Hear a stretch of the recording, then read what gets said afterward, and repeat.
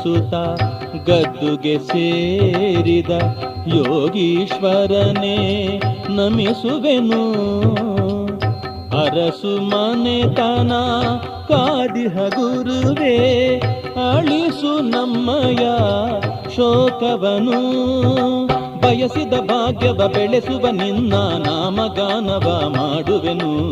ಬಯಸಿದ ಭಾಗ್ಯವ ಬೆಳೆಸುವ ನಿನ್ನ ನಾಮಗಾನವ ಮಾಡುವೆನು. ಶ್ರೀ ಮಹಾಲಿಂಗೇಶ ಶರಣೆಂದೇ ದಯೆ ತೋರ. ಶ್ರೀ ಮಹಾಲಿಂಗೇಶ ಶರಣೆಂದೇ ದಯೆ ತೋರ.